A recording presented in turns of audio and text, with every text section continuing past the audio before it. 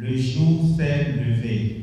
Ce jour que nous avons choisi pour dire officiellement au peuple béninois que nous sommes témoins un homme d'État. Susciter la candidature de Olivier Bokor, se battre corps et âme pour son élection à la magistrature suprême, ce sont entre autres objectifs que se sont fixés ces hommes et femmes, désormais témoins d'Olivier Bokor. Un choix motivé par le désir de voir les actes de développement entamés depuis 2016 se poursuivre.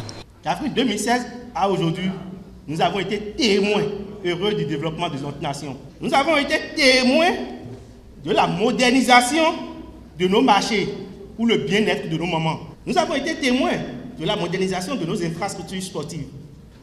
Le stade de l'amitié Mathieu Kérékou a été sollicité plusieurs fois par ceux qui l'ont traité hier de champ de patates. Nous ne pouvons citer ici tous ceux dont nous avons été témoins depuis 2016. Mais soucieux du développement de notre pays, nous nous sommes posé la question de savoir à quelle sauce nous serions mangés en 2026. Nous nous sommes demandé si le Bénin ne va pas rechuter en 2026.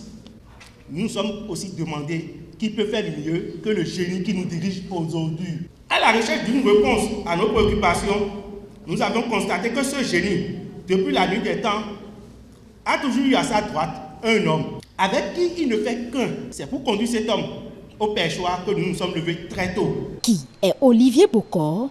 Quel est le parcours de l'homme?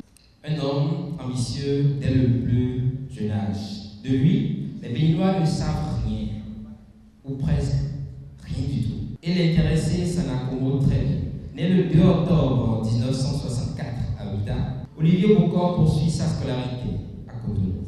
Il n'est qu'en terminale quand il commence à se frotter au monde des affaires. Il se lance d'abord dans le commerce de pneumatiques, puis dans celui de fourniture de bureaux et de machines de manutention.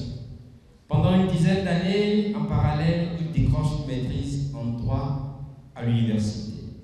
Débrouillard et ambitieux, il fréquente au milieu des années 1990 la Jeune Chambre internationale du Bénin.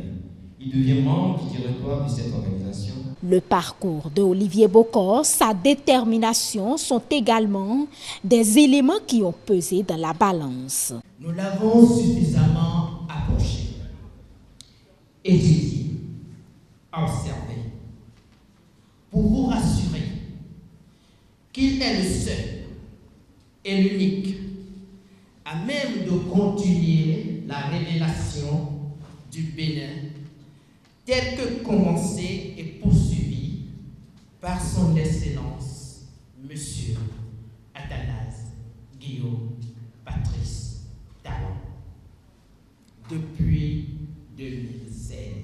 À en croire le secrétaire exécutif du mouvement Les Témoins d'Olivier Bokor, des jeunes et femmes engagées pour la cause vont parcourir les 12 départements du pays. Chers camarades témoins, les 3 prochaines années ne seront pas du tout de repos pour nous.